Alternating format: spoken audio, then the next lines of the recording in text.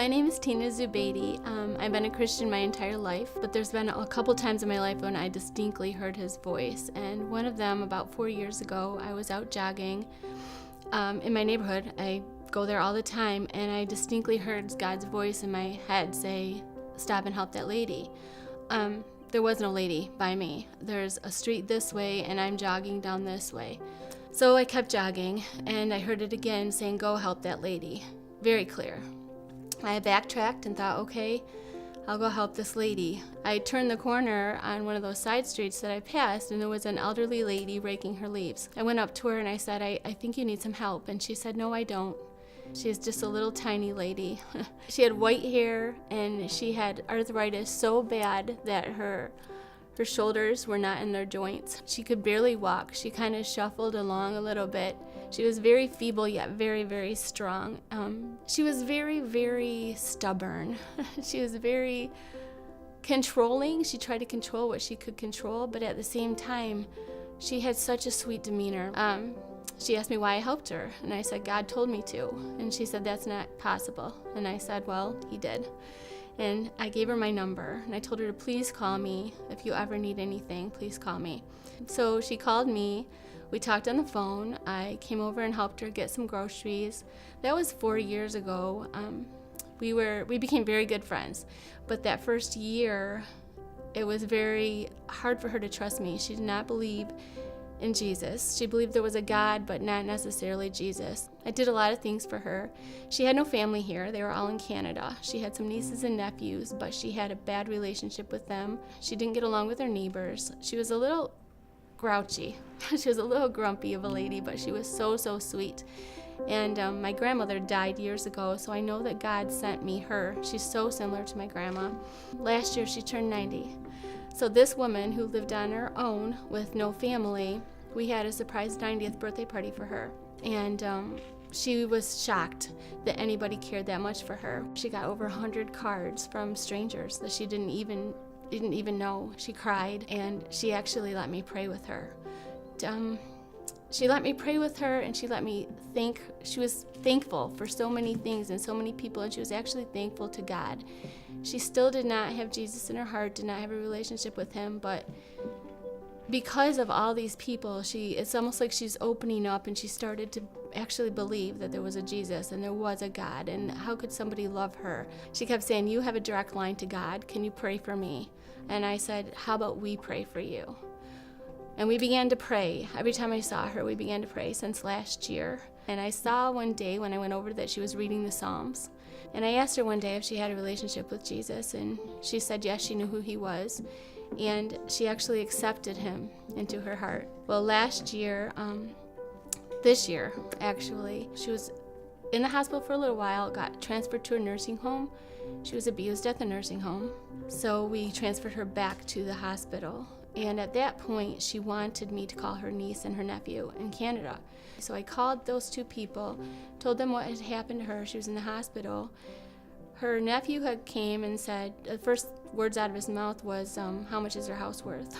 But I still continued to talk to him and talk to her niece. And then around New Year's of this year, her family came back on me and told me that I had no place in her life. Her nephew was a nice guy. He was really nice, but I was so connected to her that I thought there's no way somebody else could take care of her as much as me. And then her niece came into the picture, and I thought, "You haven't been here for 4 years." I was angry. I didn't know what God wanted me to do. I had no idea. It was kind of living day by day. Should she live here? Should I quit my schooling? Should I change something different? What should I do? God, why did you put her in my life if her family's going to come and I'm just done? Her niece had wanted custody. I don't know if it's guardianship of her. And she told me that I had overstepped, and I should have not been there for her for the last 4 years. And I tried to explain to her that it was God. God put me in her life, and she did not believe in God. And she told me a lot of horrible things. I began to pray. I cried and cried, and I called out to a few trusted friends, and my husband and I prayed, and I told him that, I said, "You know what, I don't think I can do this," and I slept on it at night. The next morning, it was very clear to me that I needed to take everything back. I needed to be be done, because God was giving me a goodbye. So I ended up taking my friend's things to her at the hospital. I prayed with her for the very last time. I held her hand, and I told her, if anything in the world, I wish that she would know how much God loves her and how much God cares for her and how beautiful she is to him and how worthy. She's so worthy and she's so amazing. And she lived with so much shame and guilt in her life, and she ousted so many people that she didn't believe it until New Year's Eve day. I prayed with her that last time, and I took her things. I had washed her laundry and things, and I took those up to her, and I said goodbye.